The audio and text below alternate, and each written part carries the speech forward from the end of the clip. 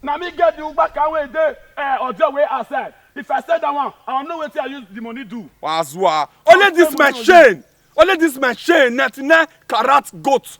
I go feel sell and take buy your pap, buy your ma, buy your family. Jesus! You the mad? Only one here car. That one join.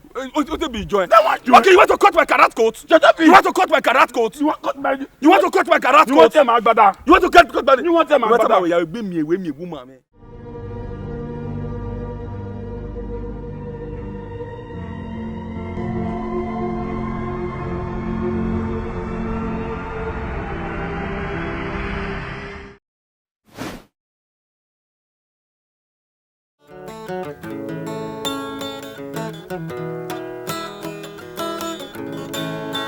Adama Ivi, our woman no, Padovian Iva, no one will make me. Meme wewe, Adami mege no your man. Meme wewe, if you mege no your man, our woman in Merenwe, Ogbebe Mayebo, Ayono Boka. Our woman no, Ogbebe Mayebo. Àwọn ọmọ náà o, ọgbọ́n bá ṣàyẹ̀bò. Ádámì lórí ọmẹ́, ibi lórí ọmẹ́. Ìwọ mẹ́wọ́ o, kí mẹ́lẹ̀lẹ̀ wárí ọwá o. Ògbó yìí mẹ́, ọ̀dẹ́ yìí mẹ́. Agbáwo mẹ́ o, ìwọ mẹ́wọ́ ẹ̀nẹ́. Ádámù orí ọmẹ́. Come on, Ivo. Mami.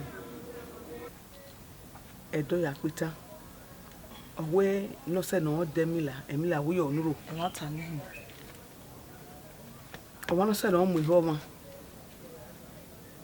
be no se no mu iho ma ahohu me Nwata wa no mami o se mi ma gba yi school e chinedu ma gba yi school owi e no re we bo ha no California obi e no pia e onu Eshinedu obi e no pia e wo ni ome obi e no pia ba te ni Emeka Emeka oni wewe ni me ome ije la wo iyo sa lo gba wo lokun yan yawe wa we ni digwe yan yawe if igwe me va lo te yan yawe la wo imo pia ni hian ome Adam pia ni hian ome imo pia le ni hian ome ye yo gbe Adam ni Adam yo wa e dagbon me na ya fefefe igabie o ya mi na o ke ya ri e o ya ke mi ni ri awu Adam mi no pe o kan iwe je la wo ego me yi la wo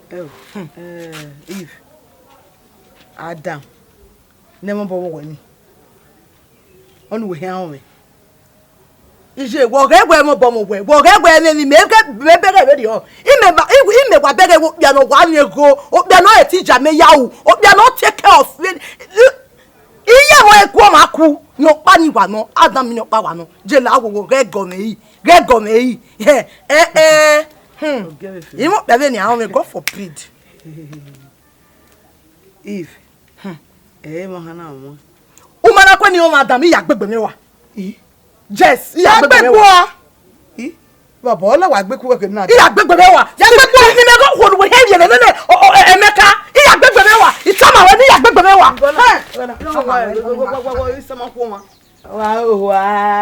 igona we na da wa ahia hu iwo wa gona we agbe wa ohu wa ya gbegbo a ozuo nike wa zuo wa Padovian Iva no wa we me pe meme wewe Adami mege no ri ome meme wewe ibi mege no ri ome awon wa ni meme nu e ogbe me mayebo ayono boka Who goes you? My name is Adam, the son of Ukodo, the grandson of Akpakomiza, the 001 of Ampo, the Lord of Ampo Utezikonsa, one of Astada. Who goes you to? My name is Fukbaka Resources, Nigeria Limited, aka the father of Fukbaka of this community. Wazwa Bagbon. And not let today be the first and last when I see you see my woman again. Wait, you know I go see you see my woman. You know like what I will do you. Okay. Now, tell me the money that they used to buy a car. What do you go car? You want to use it to compare me? Now me get the Uber car way there or the way outside. If I said that one, I don't know what I use the money do. Wazwa. Only this machine, 99 karat goat. I go feel sell and take buy your pap, buy your family. Jesus! You the mad? Only go here car. That one join. What be join? That one join. Okay, you want to cut my karat coat?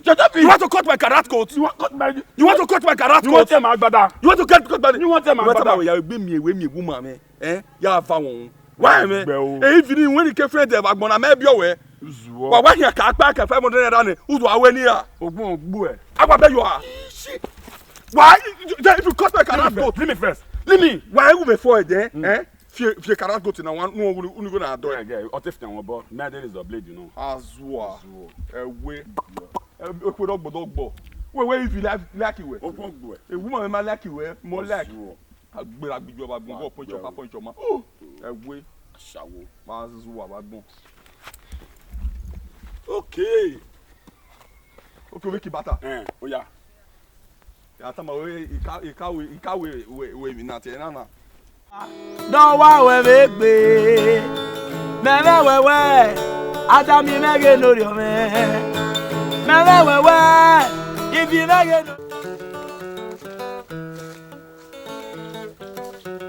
Oyin na magba le bi no wi no. Are re mi o.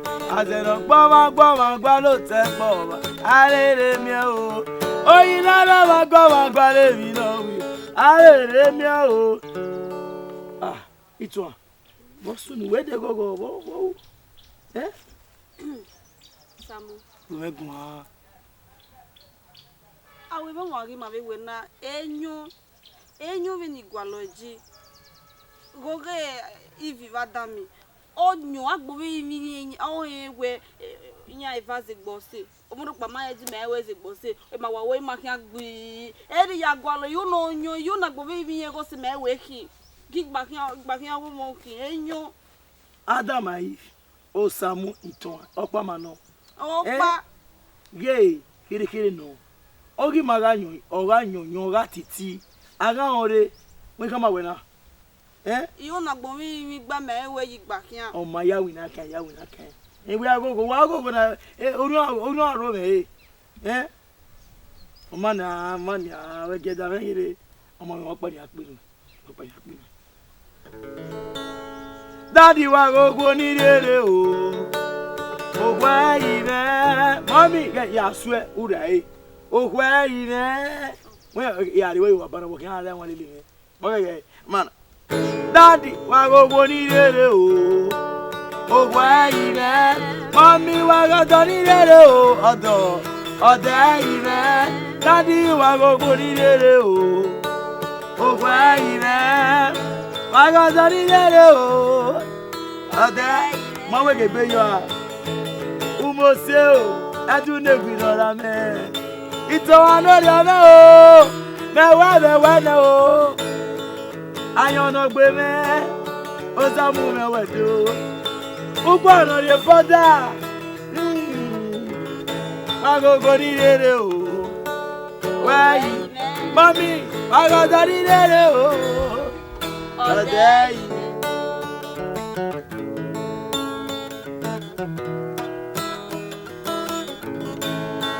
Adam Ivi awe won ma na o pado yan iva don wa we megbe meme wewe Adami mege no ri o me meme wewe ibi mege no ri o me awon wa ni meme nu ogbe me ma yebo ayon no boka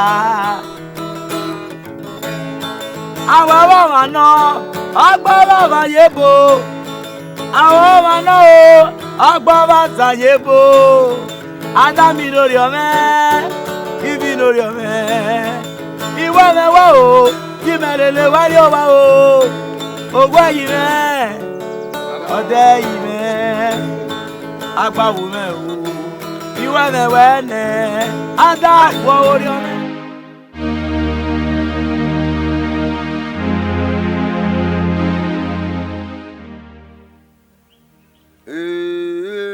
Ilo. Ilo no Igbo. God bless you. We dey at your side. We thank God, no wahala. God bless you. Udalo, Dalo too. Oh yeah, no wahala, we dey. Okay, I will tell you say you call me. Okay, oh.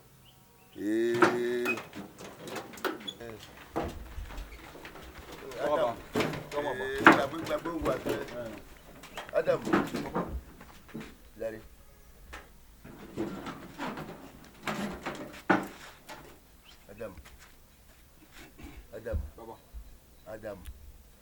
Adam. Yeah, wo. Bebe baba yin uruwe una bebe. Ene wo ri egbuele. Adam diri Adam e gboro yo no gbute ere nemu. Wo gbute ere nemu na. Ite man de do yaka. Ogun go gari na we akara ya.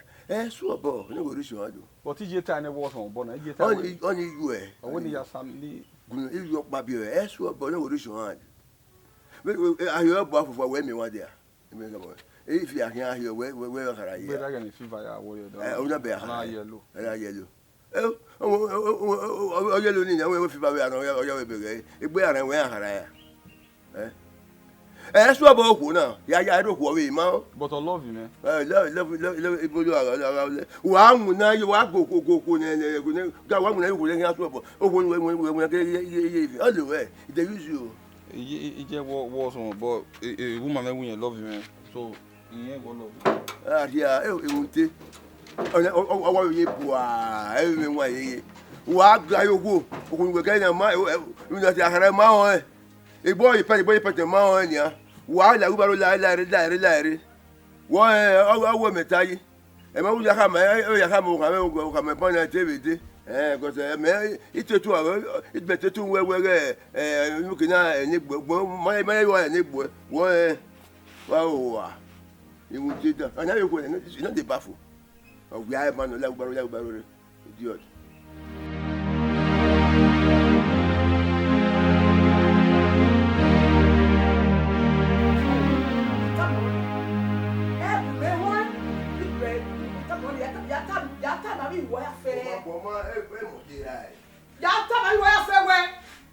If Omotone, you talk about where? Yata Mia.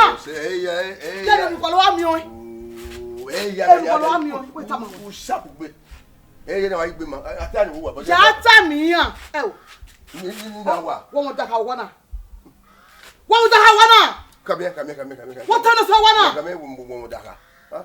Utane wewe ni kawe awose wewe e mo ta igbe wo ga ya no abi is that so wo ga ya no do woman ro wan u ya fie gogo lewo na ya ta mi ya fe we o wo e won do ni ya papa isiko e me ya fie go ita ne woman ro wan u ita ba won e u fie gogo woman ro wan e ma wo ta mo wasin ama la di ba do ta mi le gbon wo ri won da ka be egbo iwe but mama working you know dane who worry won da ka egbo ni ka mi be wo we ma me we ya ha we ya la ko mi ka me we ni akikoye erika don't wait we go again who so do what again da amafa gwanye ogun a ehun na fanya we na na we me we se no nye ho tama woni you know I don't have heard tama woni afa you know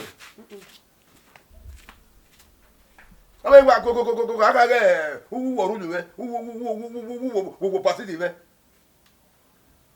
wu wa rulu me o se bakara rulu me be yo wo ni yu ki yo George ima te bon me o e dey am bon we Daddy wa go ni rere o o wa ire mommy wa go ni rere o odo ire Daddy wa go ni rere o wa ire wa go ni rere o odo Adamu Papa you mean we dey Baba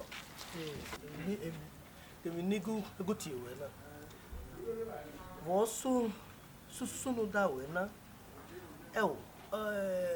we ya yi ge give no sunu na ge o gaga bono au wataka bo ya wewe ekidona iya ori wo baba o de na mi we we ro pa ya o wa supa e dede gaga wa gbe giwe wo kuku se o ya enwe na ba ru do ko e mama ri enu we baba ime ma nwuna nu kuse dom na enwuna na e ma nwuna no ruwa me dom na enwuna na da o ga ka we o go ruwa gele no so kwa o gogo ba pipi we o gwa kuku gwa we na nwa o kaka we nwuna wa ne me makolo last week ya iya imakolo last week ya kemen we tata na tata ba kuse de makolo last week wo ya jame yo kuse na me na igwa phone e dia wa ateke kan na na phone ne me na igwa phone a phone kuse a abnen gane na me aka phone kuse e gbo bi ata de we ga ye yo jime e de gbo ya sa me ni ma ga zo atata me mene ba yo mo me ikeke ga e mata me ne gunye jame ne e mata ma me no se na gbo ewe mi edi je no atata mo di je no ada jame eyu kuse awo han ni mata ma me wa ni kin oni o do emi kede ba ti o be wo wa lare atata mo wa pa ya atata eyu kuse o iya o kana o susu nai o koko se te me kana we gbe video o wa se ti wa mo ya o o ye lekere no ami million to na o kana he di ya pipi o daddy wa gogo ni rere o wa ire mommy wa gogo ni rere o odo ire daddy wa gogo ni rere o wa ire wa gogo ni rere o make you cozy with me my place when you go fit come baby this fair day me and you we go run away we go America in the midnight train we no go America otun jo pade America okay measure America we go everywhere no pe wo okay your daddy don't even want to see my face you no see your face if you don't die he go see your face make you give me your fair love oh your pretty love baby give me your fair love your pretty love tell me you will not leave me sorry I not leave you tamame we I love you get I love you who okay if you we me na we fiabo me be fiabo oh as we have shared the same blood together madam bana mi egbe e aponi when wo ga e wa na gbo keke manu me ga je ba na mu dia if your mo apple re if your mo apple no be you bring apple where sit down mom ma do baba lo bo wa gun ana so lo ko yo wa ya baba la mo ma do e ko lo ise mo je ina kan lo e baba na ni a we ya mi enye apple baba po ni we wa ga e wala kari o kadana na pa awide gbe gbon ni se wa ko ni je me we na mi na ati do so lo gba ti e bo God of course igi so lo gba ti e bo anu so gba ti e bo eni ka ogbina baba la wo ma do eri ma do eri egbo enyo ri enu na be mure mugu me na ko lo enyo ri me ko lo akọlọ́yìn. No, Emma. This be how you hear me. Okay, Papa. Okay, Papa. Bueno. Papa, when you prank wa. Iwa be wa gbo keke wana na when you wa prank wa ge. Egba mi no sunu be babo, ina we no sunu babo. Ba ta wa me no. Baba na wo. Mo gwa go uzu agba Adami. Mo gwa go. Dumza. Wọ́n wú dé Mujama. Say na. Okay. Emenu so ba gatama we bata. Nita. Ina we Adami. E hapo ni when wa ga e. Ewa e. Ebo na ma so salobua o. Ebo na ma so salobua. Imaku na ati magie. Ina we to samana anware yugba hu. Okay, what that? Ona no. Adam go bot there. Semena. Iku ati le wa ku a. Una do gege mi mo. Una do gege mi mo. Adam na do we mo we opo niyan. Adam na mo ni ya mo we mo we opo niyan. Ah, tesi aso ni ba iva. O se ene. Imi na niga sawo de na hin. Wa no. La gbogbo Adami, Adam le wa. se o se Adam o se Adam o se Adam gba ma wa yin ma na. Adam. Oh God. Adam, Oh Ose. God. You know I said I will die for you. I will die for you. You know I will fight for you. Oh God. Okay. Dagbe. Oya, sele bonu tie. Sele bonite. Sele bonu tie. Oya Adam dagbe. Iyan wa agbo fi mo. No. Sele bonite. Dagbe Adam dagbe. Ikuje. Dagbe eze yo yi. Ndan de mo ja wa de Mi na we ya riazi nu na agbo no salo bo an. Ye wo mu re gbo to Adam ya de. Ara le lu wa ku. De kwa bada. Oya, gege, le ma kwa me won. Mi ya agbo no salo bo. Ma se bute mo mi ya yo mo ne ba we mo ya mo ya po e. E wo ya te ba we mo ya mo ya po e. Ewu wo kole apore. Mo kole apore. Agbona wa khan mi. E wo. De ni je me o ni ya me hiana.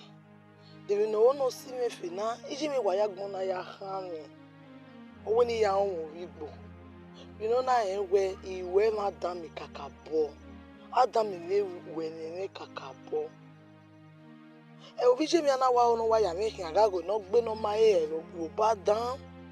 Owo ni ya won wi gbo. Weni ya won wi gbo e bi o wi e do wi gbo. Han? E o de mi ni me he wa gbe me na bi me yi kaka me yi me ri me mi e wa gbon nana. De ni je me wa onu wa si me fina. Iwe madam iwe mimi. Me wada me setting the owe wagbona. Maybe setting the omodove wagbona is setting sadami anu dada mi wo mo e kakapo. Iyen mi ni awo. Ije mi awe mana omo vi gbo asale be no I agbegbe mewa. Nu da me setting adagbona ni me ya omo bi ave ra dada mi yari owe. Oni setting sunu I agbegbe mewa. Nda ije me wo no si me fie ne vun no viara gwa. I love you. You love me. We are happy family. In the great is that I wanna give me to you. You too say you love me too.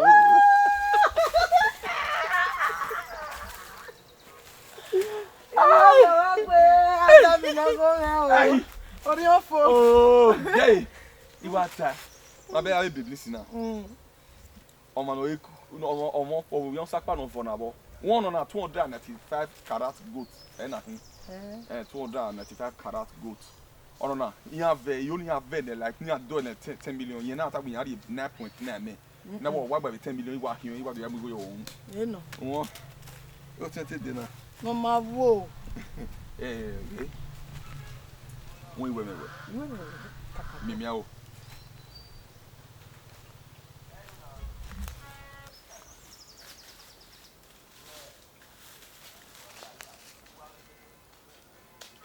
Who you are? Adamu. Where was We may be Uruwe, Give me if you were me.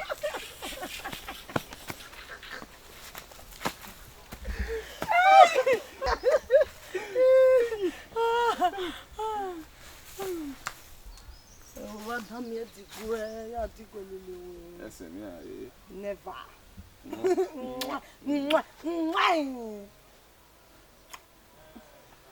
Where did that go?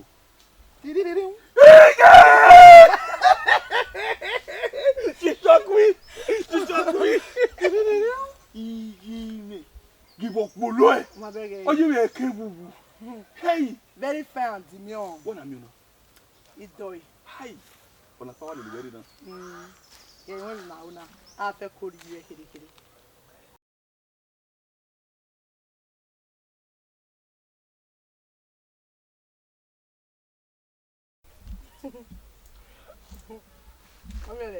Hey! Iya wa inje to won yo. Iya wa inje to won yo.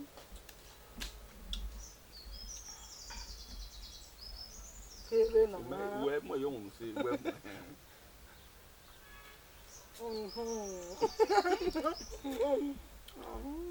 Hi. Ya wa ri me wa dun. Emi wa dun. I love you, no.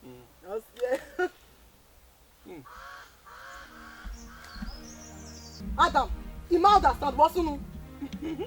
What's no sense in that? Then that's why if you know what can be you had him enough now. Or even if we get it when I was what for away for. Then we find o'clock to where? O'clock to where? What can happen the body anyway? Then I'm not made up she. And I'm putting what they go be here. You know what back on your now. What's no sense in there? If what happen no what they are. Ya me na to me afio pa we fie 5. When I tell you have my nephew Adam, they could not save it on it. And then they were quick back. Okay, and then they were quick back. He better work back to move away. He better work back to move away. Let man that away, eh? A relationship in that, he can. Yes. The look at one. The look one amigo. No, you have to say now you look at who here. One of the people. Who never apologize here. Who never apologize here. Okun buwe wa fiawu. Ah, put it where you go be here. Una wa di for. Una wa di for. Una di for. Lu di owo. Ai fi ogbu e. E abi ma bi ye. I don't know this say. Then I fi ogbu e. Di abu me. Di abu. Go be you. Wa gbe o da. Aí eu não. Oh, drama. But sorry, I drama na we shop. Adoga dama ibi. No one will make me. Iya wa make me. Apo ati emere o. Iya te wa make me. E wa po ati emere. Aye gbe gana o. Adoga dama ibi. No one will make me. I'm up on now. Let me.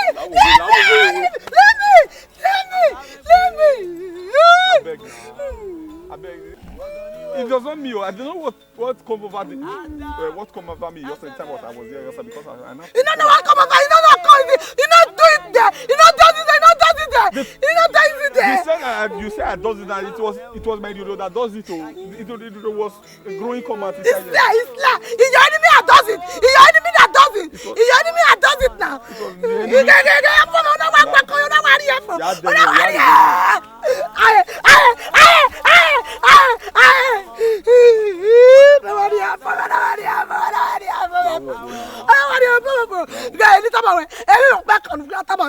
forgive you.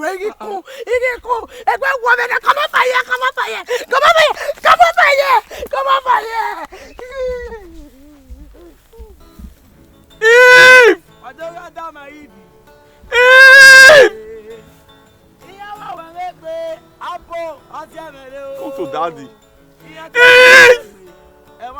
Mais on m'a mis na ya wa ton. E ya wa ton gbe me mo hein. En wa gun me ni eh. Ya ton. Iwa me ki go. Ya mo me si go bi o se yan vet. Ona no wi yo 30 carat goat. Eh? No wi yo 30 carat goat. Yo iwa zo afa. Ika na we mi e goat be obeton. E goat be ton. Agbe o. Dans maman. The one na big answer. The one na big answer. Very. Na be 15 naira. Where you women, they can have women and mono.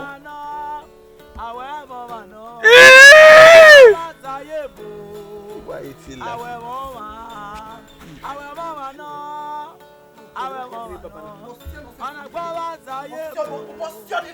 Rubbish!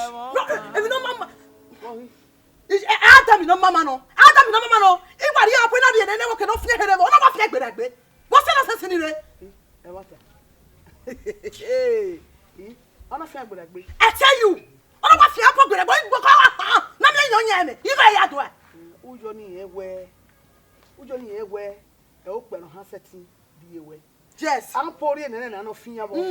On beg go very ba ro pe sura. E ku agbon ni. Ha. Go pe agbon ni. Who Johnny ewe gbo pe ani. Ogado ba ba wa. Oba ri efole. Won aro han. Ewe. Anya le tell no say mama. Apokekan. Adam na wa di ora wa di UFO. Odiji egbo na mi adun mama podo. Odiji. E you no care dey gbe kan ni. Nu dey aponi. E you no care Adam e dey gbe kan mi o to ajaba hun no. E dey gbe kan mi o mi on. Kai ogele ta me su gbolo ko. Ogele ije okay iwari apo iwari ile ni ekede. Ona wa di UFO. Ona wa fi egbe da gbe. It's not easy. But Miss Room one, I can't call you. You should make it. I don't tell my son since you don't wish to marry. You know now. Maybe you're picking Emeka. And Emeka don't wish to marry now. What's my do? So always call the woman, the girl, if they do anyhow. I know right, but she don't say money day.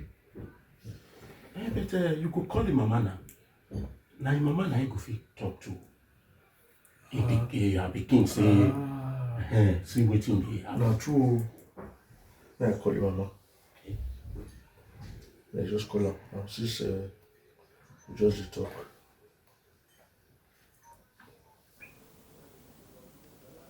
Hello. Madam. Well, I have my wife, my son's wife. He there with me. Your wife, he there with me. Okay. Have you talked to her? Me I give her phone. We have Hello. Good evening, sir. Eve. Yes, I did fine. Okay. You did fine, eh? No. We are still very serious, so I will just be talking to your mom. Make I let you know. For you to know, say I did very serious. Yes. I will put 1 million for your account. Nah, la, you better talk. You better talk. Maybe I ask for the big. Ome's room 1 in 1. I can't come here. 1 million. Yes. Truth. That's so. No, yes, we are serious. Don't worry. Thank you. God bless you. I'm not if you know what's in My God, don't go out. I know, don't go out. Thank God. I don't love her. He said I love you. I don't love her. God bless you. God bless you. Okay. Ofiane. I love you already. No need. I am telling you, say mama, ogun wa gbatan. Apoke kan no ma me kan gbe ki. Adam what o meti mi. God. Economy is you know poj. Oh, ni sa wo maka. Adam here dey tete kumere o you dey aponi no ri o me ni. Oh, dey tete kumere aponi. Je ya kama we aponi na dam ye ni o madam e. Itoge. We na oge wa ri eje. Ni kede bo no wa de wa gba kun we na aponi okun. Kike me. Iwa ga pe wa eto. Oh, ya go we de wo sunu. E wa la po ka gbagbe e. No dey here o. Now. Oh, hakate. Je o wa la gala. Oh, hakate California. California je. Adora da maidi. No one we make me. Iya wa we make me. Apo ati emere o. Iya te wa we make me. E wa po ati emere. Yeah.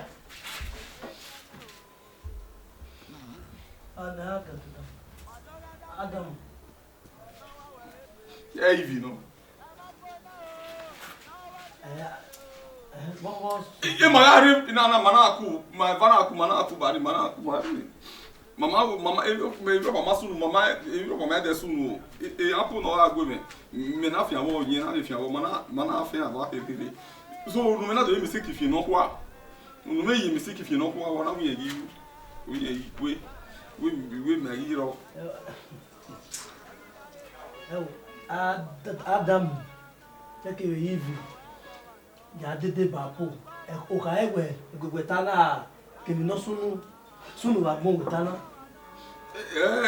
Mama egu mama hivi mana re na bani pa mana ku. Gobio kuse. Mi ya mi siki fi apo no kwa yi. Ti me fi no kwa yi o pe ibi ta me lo e o me ko me ya lo e. Jo me ba kuku no ni.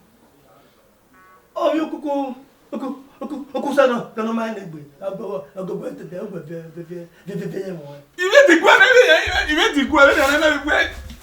We no egbe. Mo. Dano. Unad edi gbe be na no ko. No way. Ge. Tege mikere. Iri iju e. Iri di ugwe.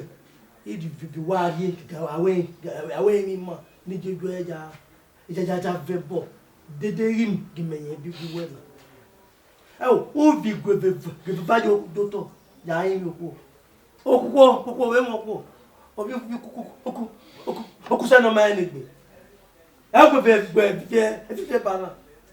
Mem ka tata mo gwe. Egu ya gaga yo kuku ba ni gwe.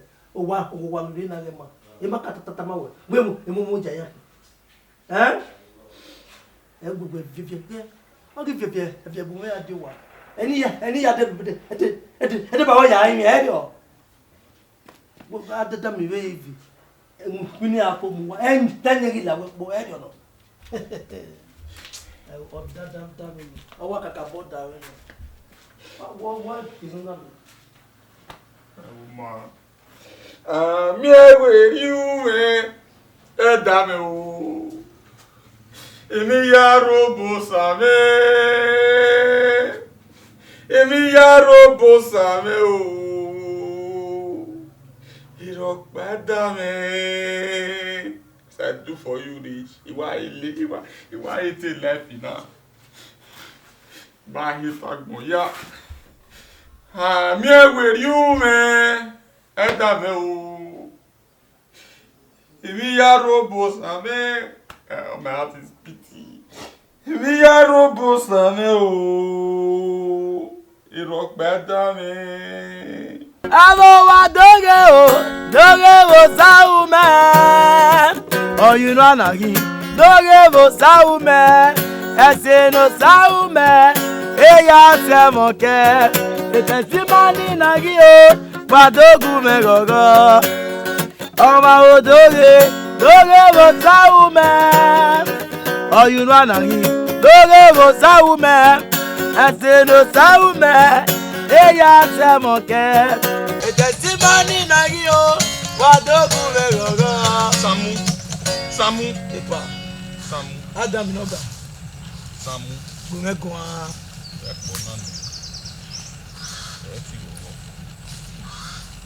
Ibi ume Anti gbagbe. Ọmọ wọn ni ó lù pé mi. Àwọn pa ìmọ̀ àwọn ọ̀fọ̀ náà wẹ̀ àdé ibi ume o. Ìwé ẹ̀wọ̀n ìṣọ̀jọ́ bẹ̀ dáadáa. Ẹ̀nà yàn ẹ̀.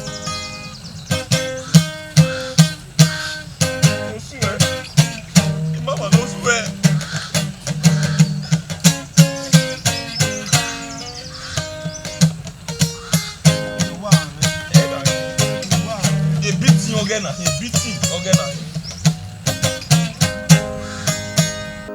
Ara mi eri ume o eda me. Èmi ya robo same. Tẹ́ yóò bó sa o. Èmi ya robe bàbá o. Iye o. Èrò padà me. Ara mi eri ume o Eda me o. Ibi lórí ọmọ o. Èmi ya robo same. o èmi yàrá pé bàbá o iye o ìrọ̀gbádà mẹ́.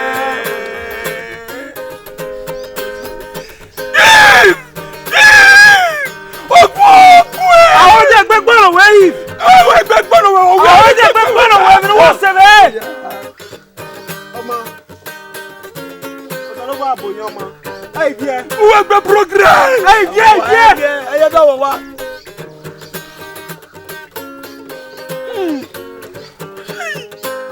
ìdí náà wo ra mẹ́ o ẹ̀rẹ̀ ní ìnára rẹ̀ yìí o amẹ́rin inú máa ti ẹ̀mẹ́ o. ọtí ẹ̀mẹ́ ò ní ọtí ẹ̀mẹ́ ò ní o ọ̀yọ́ bọ́ọ̀dù ẹ̀mẹ́ tó nà rẹ̀ tó. ọ̀wí mẹ́ra wo àwíyàwó yẹn lèlè mẹ́rin o wá ìmẹ̀ wọ́n náà mú. àyàmí ẹ̀rẹ̀ ní ìwé o ìwò jẹ́ wọ́n fi ọmọ ibi ló yọ mẹ́ o. èmi yàrá òbò sàmẹ́ tí àyò bó sà o. èmi yàrá òbè bàbá o iye o èrò gbẹ́dá mẹ́. ọjọ́ ká dá máa yí bì náà wọ́n wẹ̀ mí pé ìyàwó wẹ̀ mí pé. anagele ka mmewe ìyàpò kẹkàn ọ̀ sí èso náà adama ibi méjàjì lẹ́sítà ọgbọ́gbọ́ gbónú nàké ọbọ̀gà fi ayọ̀ ìyíjájí a pastor ga mi ebe vision he believe mi ave mi evi mi na yeye self ive jaji ya pamodi owe adam ofin eyan fun do digbase eyan poke kan wori apo oma eyan ma we meka no rewe bo wiyan adori megele me eke no na mane o manima eke no na fu egbere o be fu egbere wa iwe eyi ato e ya to e ina ni ro pari owo ba àwẹ̀ ẹ̀bọ̀ wà náà ọ̀nà àgbọ̀n wá sáyé bò àwẹ̀ wọ́n wà àwẹ̀ wọ́n wà náà. See, na me call you. Why you call me? I be no let anybody hear here. Nah, this thing we want to talk between man and man. That day, that last year when they say your pa drink poison, when you come that through, one for over here then. My pa just like that. Sorry, nah, sorry. But your pa drink poison and poison na banana. I want to beg you. I don't know what thing you take that day when you take that. Now 7 up and salt and your drink. Eh?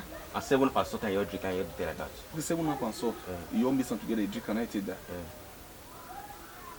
Wow. No problem, thank you. Till we meet again to part no more. But no go do amo. No. No go do amo. No. Till we meet again to part no more. No go do amo. No wala. Take care. Adam, no go do amo. No. No go do amo. No go to do that rubbish today. Adam! Avokakate International! Avokakate be me tuti oko asunu ya. Eva! Asunu ya.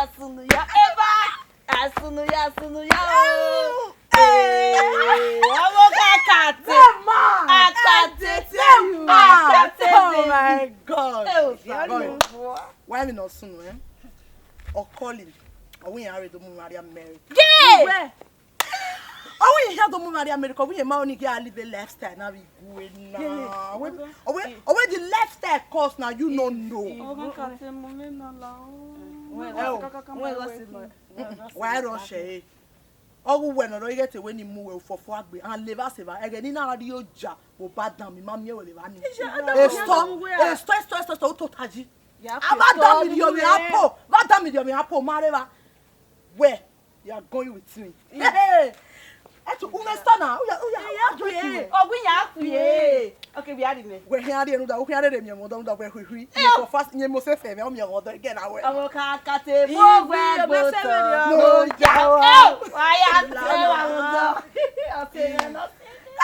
great. Yeah, we are all that was sending women, so Yaga go walking. Yaga go one of the days, but that will not be any Tony in Europe. Yaga go what that was sending women. Oh, cut it, go where you talk. No, Yawa. Oh, cut it, international. I don't got my easy. No one will make me. Ìyàwó will make me. Apple, I tell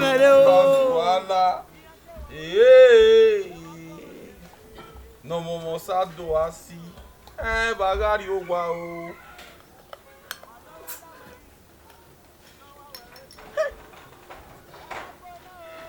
Apa. Wa gbona gbo mene. Oni me yunu kono hi agaji. Yon ni go ni ezelile, yen mi ya fe ni e ulele. Person that I love. Person that I love. No, I betrayed him, man. Yakba, ni sini na gbon anu wa. Mi ya ma. Baba. I come in. I saved my soul. I saved my soul. Dada me we na gbe pe we wa ne.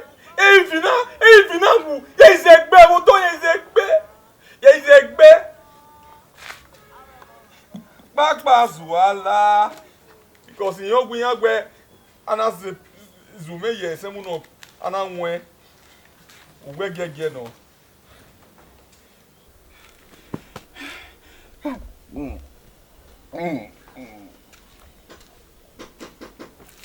Yabufu egbe.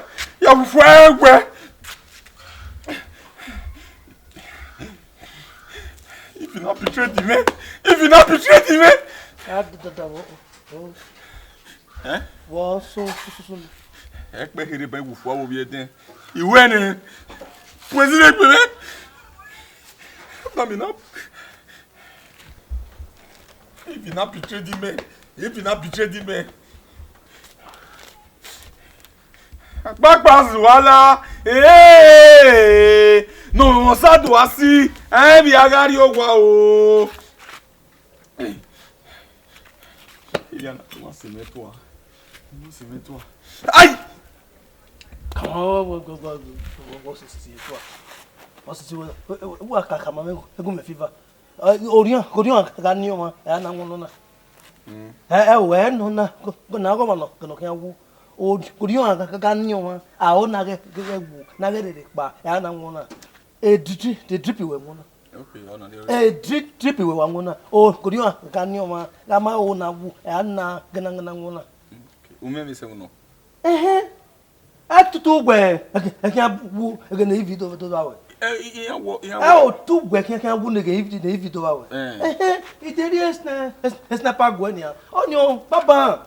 Onyo kekekese. No ro wa. Ni sniper ke ni ya de ni ya gbele ya.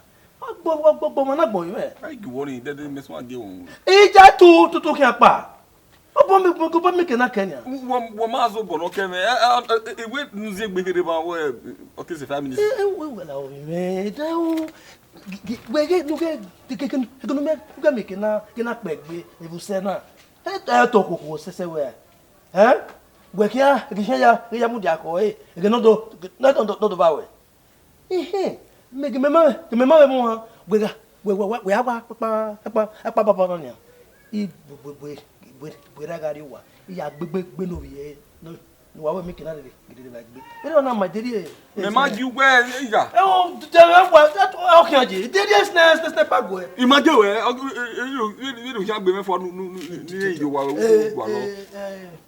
gigo ni gidi ro ni ade ta ba go e me te gege adore na wi awu na umi me se osa ina gege agada mu igita eta bi me we ja de drip. Then when I Melu ne una kokon mi kana. O ya ikita bi me ya de drip. And when I sharp no and when I dey me ewu na wekere ya. Me ewu ne. Me na go to we meeting. Well, wa wu ne. You can me we say osa. E dey wa dey snap back go. Oh, e make so that ni can make e can sit kita ba. Imagine we back in era na bi. Omo we get that one. Wa mu do ni.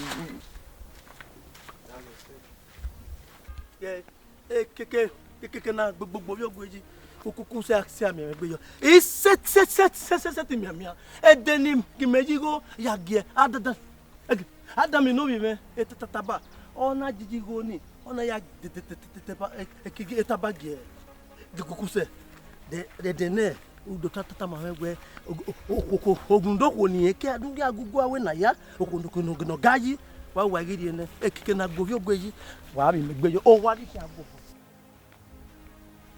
Aruma.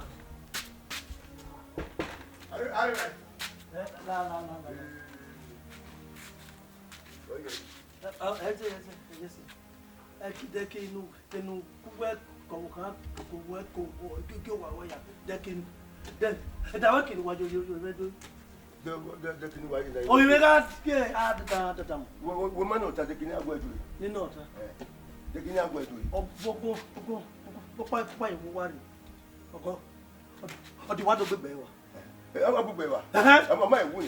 No, kaka wo. I beg to go. Only worry about. I want about big bewa. More big bewa. Oh, go you where? We ma kaka you. Man no water. And by me say where or put you man no. Oh, what's you? What is it about building with you? I don't know. Get go beat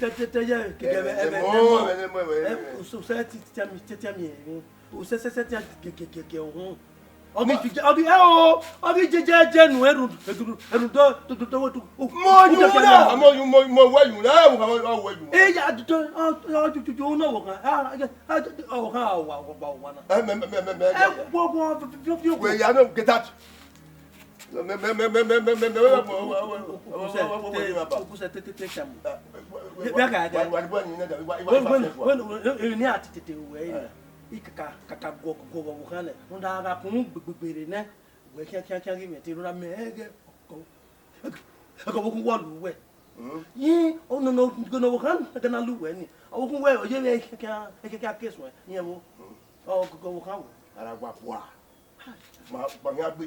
Oh, why do you walk me?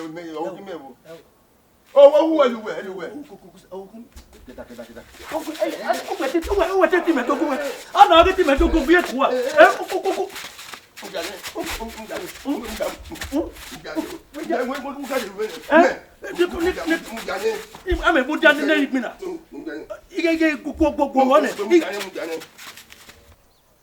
Adamu. If you break him, I have to big every time. You have to me, man. Oh wow, beam, man. But you know, I could get can. You go on the level now. You have fairness. So when you my matter no wrong, you have blame me. I think my work away. I work. On a fee, nothing. So on my coming on way on a catman. I can hear you as though they want me walk back. But that's not the answer they will you know. Okay, we go on. Ni me me what you know me what fee. Why? You know it's way I come on way. Or fina na won gbe yan fian o yere ma yare enu e ohun e ikwe o wa ja mo na o emi obi e bi ro o se wa we se ni a emi kere ni hin apo kekan o ma ni me 2000 na me de po no gbera 2000 fe o te hia na bi yan na do anyi bi ana e na wonu la o do a ti gun me bi yin you want to do maybe me we be kere ni kini apo kekan we apo sie so na wa no me kere ni kini ija o ma ye gbo mo ma ogbo ma wa afie ju ha be hia me ye gwezo ni me ye mi bo yin ga ta bible ga ni be aboyan na do die Jesus Christ la dia ni ya na ta we crucify him ma ya ta me ya bugwe kini aje we o yin anya gwa de la dia wa ta we crucify him bueno now Iga ge Jesus him. Obo we na me yan. Yin wa no. We ga no boy ga beg. Ma wa uta me we crucify him. Ma dey ka din move. Mata. We get no money tin we apo we kan no. Ya ta man wo. U bi ari ejo kwa se ba me. To beg ni. E kere ni kinia. Ma be ra guku se eri maje. Oh you me bet you. Eri maje. Oh you me bet you. Ija me ni meta me ra na kwejo. We are getting money if you wear. Yeah, we are getting money if you wear. So, ma, I will warn now they are only problem. He with the last thing for my woman. You ugly what that way. Ugly what that. Apple cake can very yo. One 5 time oh yeah, you know. 500 2000 river. We will see. We know Ijena. Where the age of one is around. Me agwera gun 15 o kai o ga igba ne una ide ejo wa ze ba me ne me do ye change no we me ma na ri ye me change drop pa go me ma change go me 1000 naira awo e ja o ni a o ni bi ta afia ya ita afia o ma na ikwe o agbata agba Mwede na we na attack ba. Attack ba. Me ari agege no. Okwe yo ma, etego ma ikorion o. Okwe yo ma, etego ma ikorion o. Okwe yo ma, etego ma ikorion o. Enwu David be na dusu na su senana. Wanu wa so na o wa jame fi. O wa jame fi. If I dey me. Adoga dama ibi. No one we make be. Iya wa we make be. Apo ati emere o. Iya te wa we make be. E wa po ati emere. Aye gbe gane o. O pe pe. O ko lo pe a. Dari ba gbe tere. Dari oni ma gbera ni o pe a. Gbera o iya kam we go bi me. O bi me gbera ne. Oje gigi obori o wa. Bena wa go na. Bena wa go na. O koma bi na so. Tí wọ́n ti gbọ́ ẹ̀wẹ̀ mú wẹ̀ lẹ́nu omi mẹ́ ẹ̀dùn kan tó mẹ́ ẹ̀ka gbọ́ pé màá rí ẹ̀gbẹ́. Ìyá ọ̀pẹ̀pẹ̀ gẹ́gẹ́ ni màá rí ìyá ẹ̀gbẹ́. Ẹ ó ìgèbá ní ọ̀nà tètè kẹ̀kẹ́ ẹ̀dùnúgbẹ́ kiri gbàjọ́. Ẹ ó máa gígọ́mà ọgọ́mà náà náà wẹ̀ mọ́ ẹ̀ àjòjò mọ́ náà. Kòkòrò làwọn mẹ́tẹ́ ìyàbọ̀ mọ́ understand làwọn. Òwe òkú náà arúgbó ẹbú ìpè àbẹ ní ẹ̀fọ́ tó léegi owó kí ní ọwọ́ ó gbogbo kúnkún gbẹ ní màá yá gẹ́gẹ́ yá bẹ̀ gẹ́gẹ́ méje. Ẹ̀rínú kìnnà sí ẹ̀nu gbogbo ẹ̀ so ni màá náà ẹ̀sẹ̀ dá pípí pẹ́ ní gbọ́ ẹ̀. Ní eré ìjà gbogbo ẹ̀wà ẹ̀ tó pa ẹ̀ ó jì máa yá gbogbo ẹ̀ fún ẹ̀mí ni. Èsù ọ̀làmà ìdàpọ̀ làwọn. Mo sọ tó ọba wẹ́ẹ̀dù wa kú inú tó wù mẹ́ wẹ́ àlàkẹ́ yà. Ẹ o kúsẹ̀ ọ ní o sí ẹ̀ nìyẹn kí dáná tẹ́gù wẹ̀ gùn. Mẹ́rin mẹ́rin àbúkọ àlẹ́ la o pé mo sọ tó la o ọgbẹ́ yé ẹ yẹn. Ọmọ ẹ̀jẹ̀ mi kéde mi ò mẹ́. Ìgbéyàrá la o àmọ́ yóò pa báyìí tí ma kéku ẹ̀ máa rí màjẹ́ ẹ̀ máa gbádá yẹn kú gbé. Owó kí mi ò ṣe wàhálà rè la o máa yà ọ́ pa la o. Pa ma jijiki ọmọ ni ìyẹn tọtọ ma mọ bọbọ ẹ tata ma tv ẹ tata ma tọfẹ so kuma ọdada mẹ wọdi ọ. mi ẹ gbọ́dọ̀ tó wẹdi fún yà mọkè yasọ ẹbọ náà rè abẹ wẹ òkòdò wẹ kúsẹ yẹn ilẹ gbé mi ò ta wẹ ò ta àrè kábùnì pé ò là ò kí ma fi pàṣẹ. ìyá dẹnu. When white echo, me where you give me now. And I owe my before. Only so Oh, I'm your man. Every day, buy will not the idea with you. Oh, what hacker worldwide. Oh, who no you no know who? Oh, kakati. Jeme DJ. Kakati. Go. Mommy, la wo la we mumeli gbe are we bo lawo wo ni me na we do ki po ma be nu je lawo wo je ni la o. Keep quiet. Keep your man sharp. Well, you get when you move so man. Uma lawyer say. Mummy ya la o ya. Oma, ro me bi un ore wo na. Iro ni gbe. Lare, a lawyer get me we him ready. We wa gbogbo we bo we DJ. No don't we ka wa the hebo am go nu gi no wa say wa. Shut up, hey friend, we mommy. Okay. Mommy. Aduna mommy o. Mommy ro mommy. O my phone ro. O phone mommy. Ro no ro to be. Iye lo ge. E ya mo ma o ikin ate ke. E gbe a o wo kakate na. Lare we no ro na no bia su me we na be no ku. Mommy we Agbi. A boyfriend we ni tell we to ho. A boyfriend me. Oh ho wa. Nye gu ne se fa gi lu yin. Ha me boyfriend we to kwora ko ri. Sa mu to akora ko ri. Ha me boyfriend we ejitani no pe ni to go ho yo bo. Sa mu ejitanu pe ni to go ho yo wo bo. Oh, kakate o be ye ro. See love. Okay, you know what you want to know? Oh my God, I'm blushing. Oh my God. You know me na. Rule ari Joshua. Mo dia ko ogwedin. We rule bo mi an de.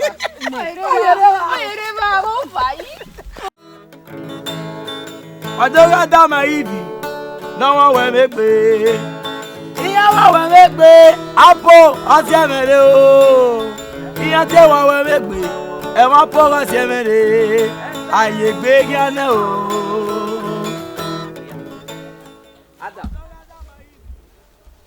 Adam wọ́n sún un pé pàtó rí èrò yìí mọ́. Mo jẹ́ àfọwọ́. Mẹ́. Tàbí ẹ mẹ́. Ẹ wà á lè mọ́. Igbó mẹ́. Digo nọ hìn mẹ́gbẹ́ ẹ̀dẹ̀ ni à.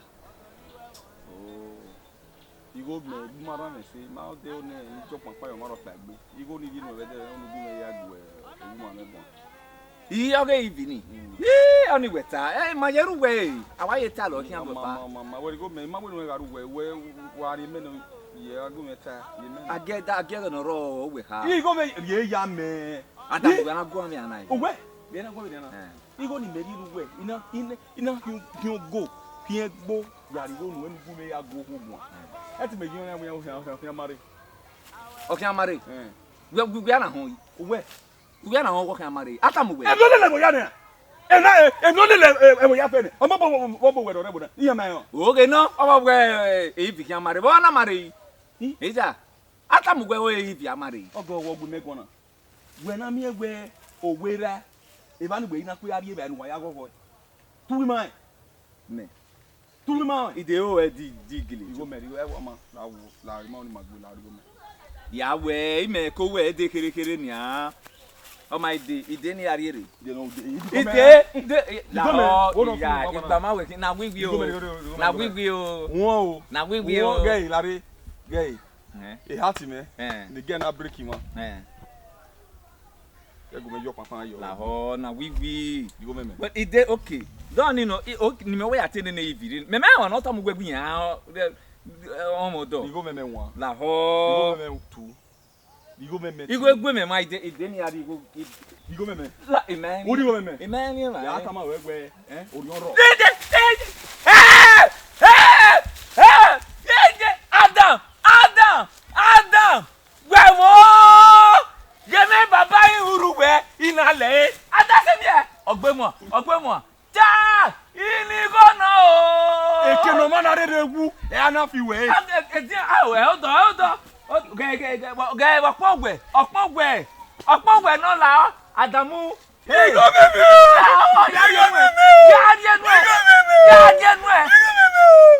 Love is a beautiful thing. Love is a beautiful thing. Don't just again.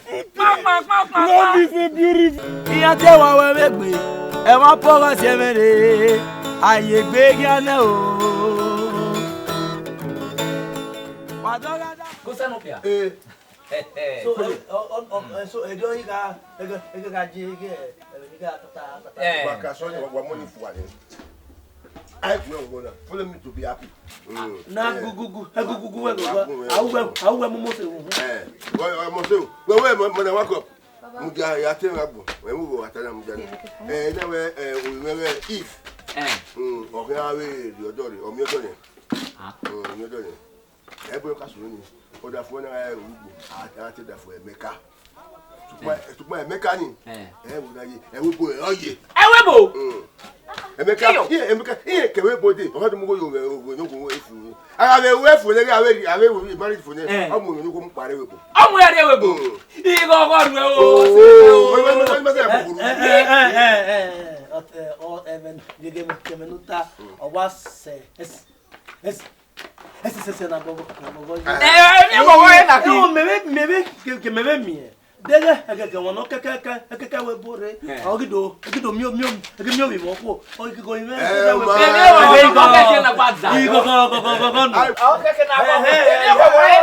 me ga se go uko de mi go ina wa ya dai ke ma ta no yo worula ya gbe atata na ekeke keke we bore de no wa wa ya sale me u so re ni pe asitu amen god e we bo do yin ko mi are ye we bo yawo mu go Emeka we wa se we bo se yan wa mo me se we bo se we wa se so we so ya wa o ibi le mi ade de wo mo o do wa mo ko ya wa se ni we ni ata yo we don't me keke o ani better beer e ba kana go do ani we atete te aso go na bebe age better beer. We ya no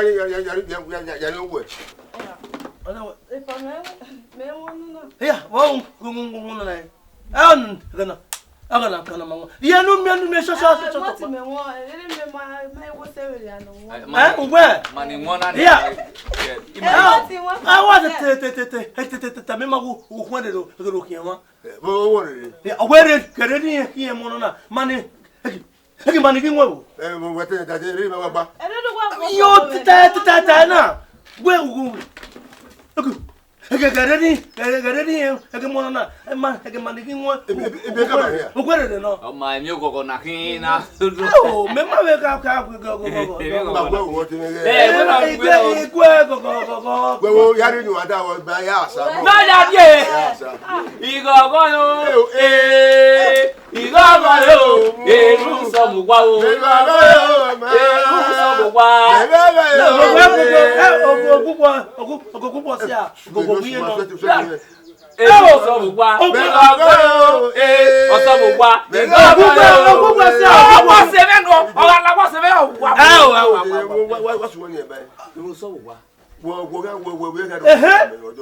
Ja o pa ya. Ya so. Benokin.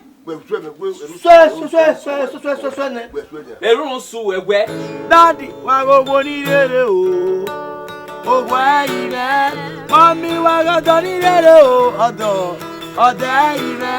Daddy wa go ni rere o. Ogwa ire. Wa go ni rere o. Odo. Oh, in ya no, enu ya so wa mo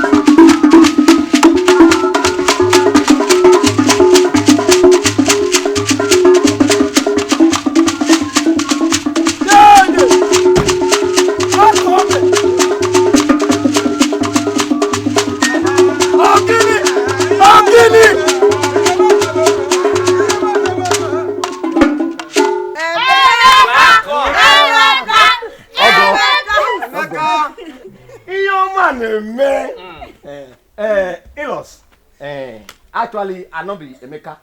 Na my brother. Emeka na my brother. In this time to make me I go carry and come. You can't do the matter. Hello. Vena na Moses na. Vena na Moses na Emeka. Gwagwa se mi ani bu ya gwa bu gege bu. Ya gwa bu gegu. Emeka wa re wo. Emeka yi wa re wo. Na me se ma pata ha me nyi kwa.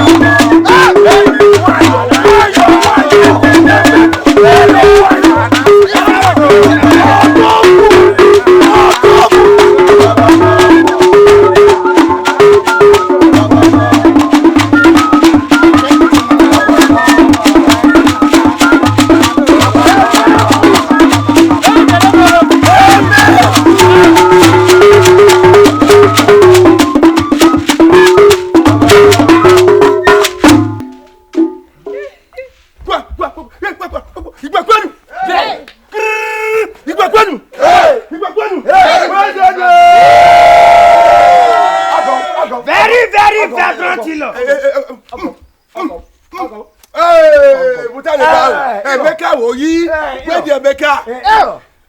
Actually. Where our Emeka? Emeka one name. This is our beloved Emekus for short. Money long. Good afternoon, sir. Okay. Hey, get Emeka one. Good afternoon, sir. Good afternoon, sir. You know I'm Emeka one of California. I will not come all the way from California to Nigeria. You will give me secret, sit down. Bottle water, please. My wife, I'm here to see my beautiful, lovely wife.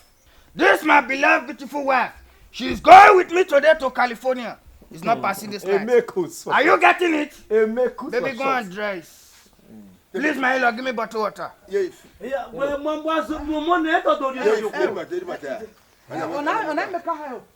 this is Emekus. Bottle water, please. Emeka. Yeah. Bottle water, please. Right. Hurry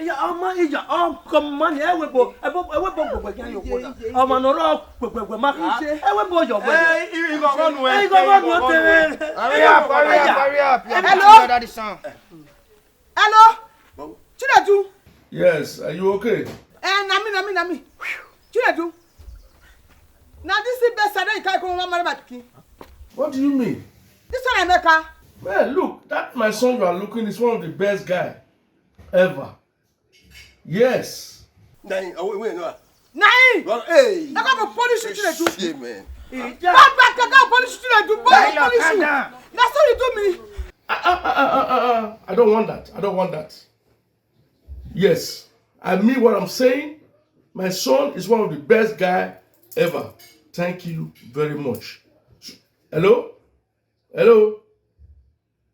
She hung up on me. Siwo! Cholera.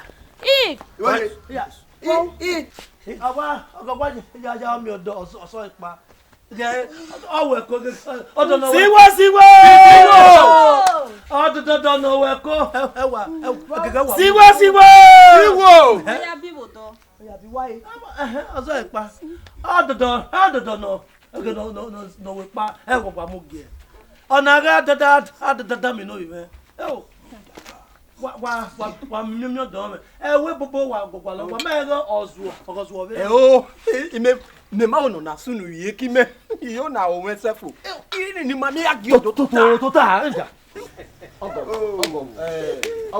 is you say? I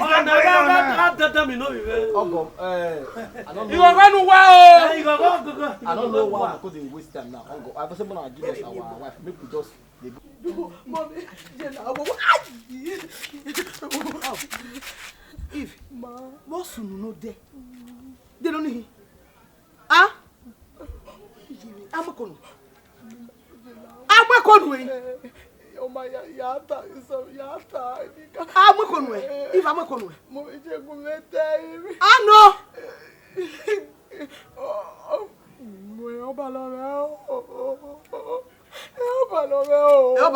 Hey, mommy. Mommy, yata.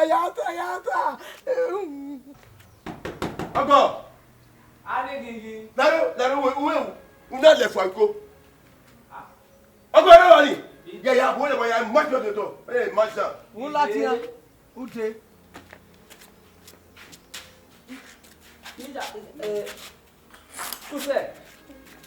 Kuse. Go.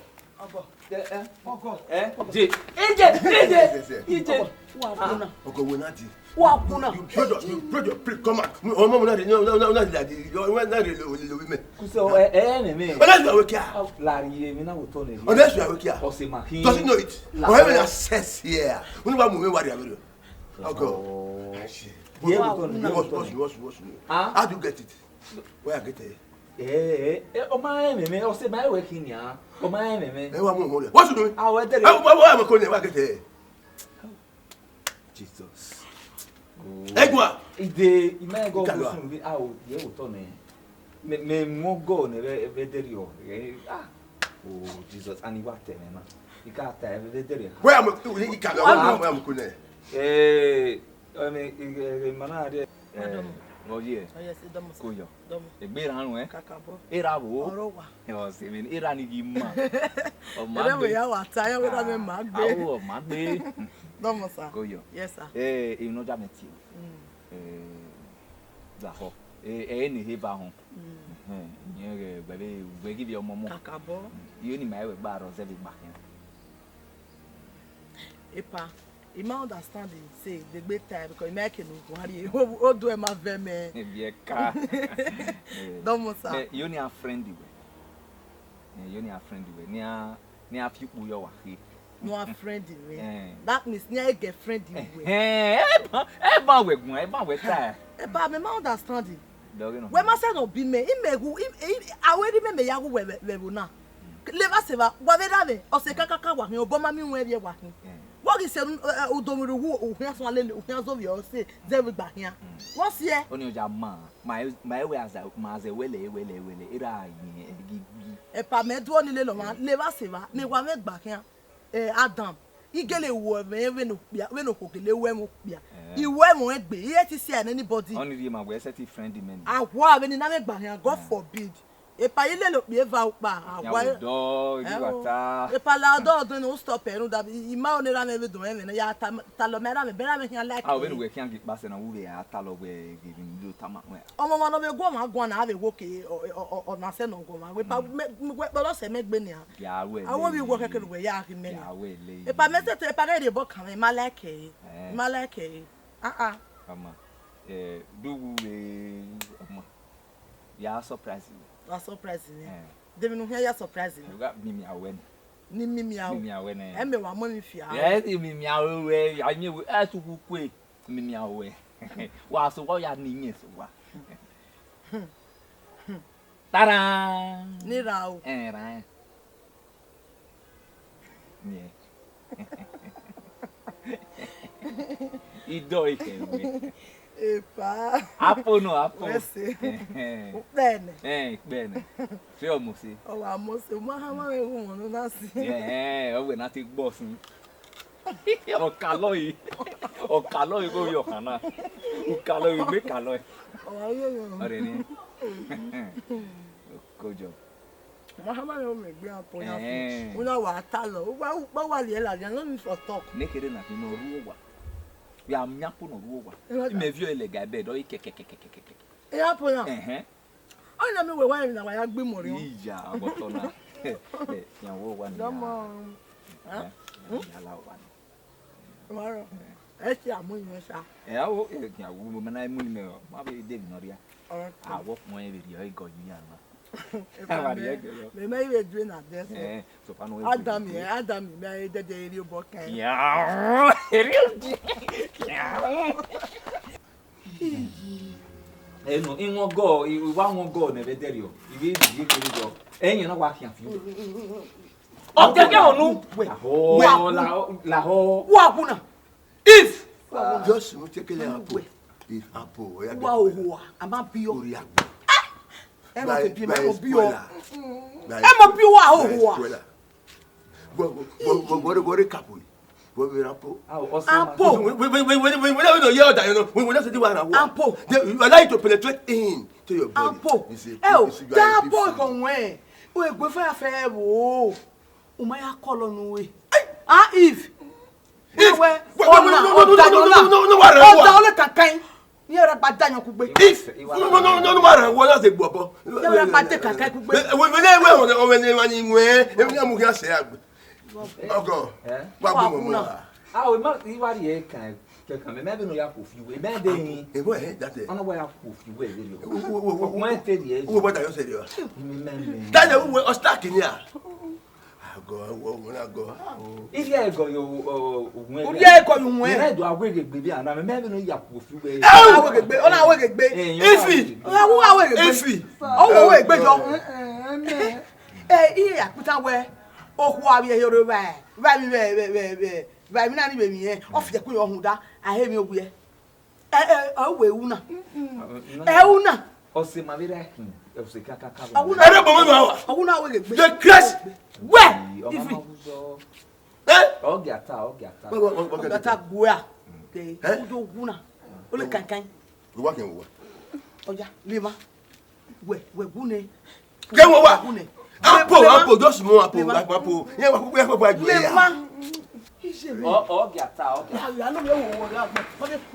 Gata.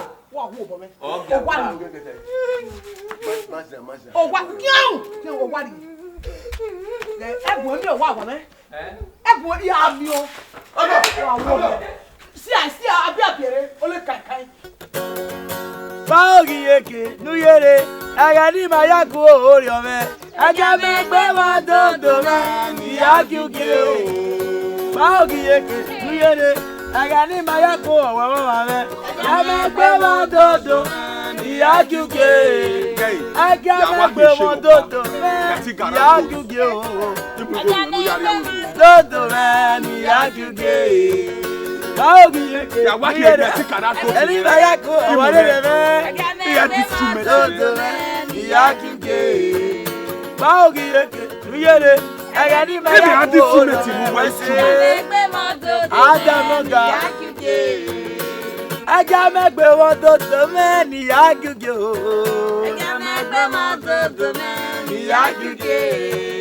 Baogiyeke nuyere agani mayaku oriamo agamegbe mododo me ni yakuke yakuke agamegbe mododo me ni yakuke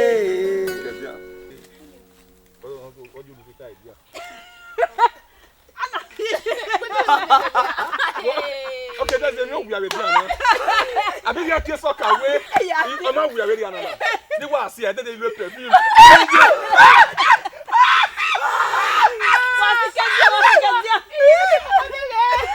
Everybody don't know. Oh, Mudaneo. I'm meant the perfume. Yeah. I get now afraid of again. Or maybe you're planning a low 10 carat goat. Eh, no. You were here now. I had the perfume in Yawa. Neither see I can go. My I'm okay. Best side. You will go. What do you want? That is sebo. Irema. La ye we ni wo e mai kakabo ya bewe la wo ya bo me la ye we we kakabo ye we Awokakate. Oh, madame Yoni, oh my God. Costa. La ye we ni wo e mai kakabo wari ya bewe we se we kakabo elele ya mu ko na fo ya mu fa ni Ariatineta. Yeah, you might come back for you. I want money. Oh, you want be. Oh, gee. I jam of sugar. If you may, I do. I will go that you won't worry Why not that way? I want that only 1 week and kind of a dog. It got an arm. Only 1 week per minute. One. Eat. Yeah, what boy, David? Agbera. Let's go. Where you are here for see.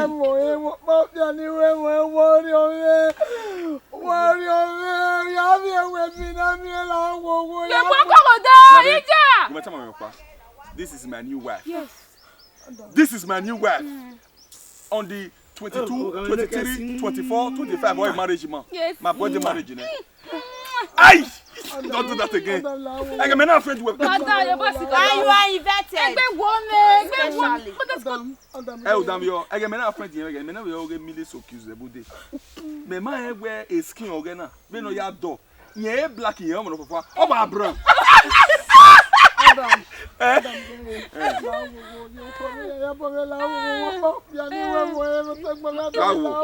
Jesus Christ. Mommy. Jesus Christ. Get up. Oh, when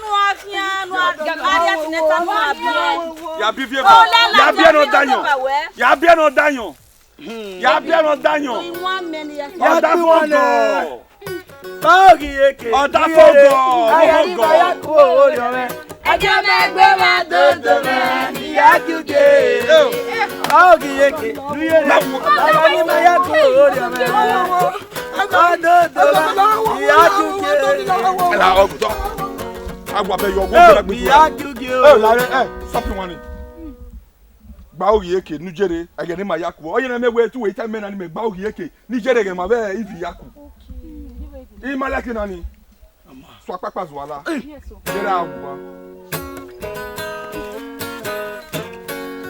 Apapa zwala.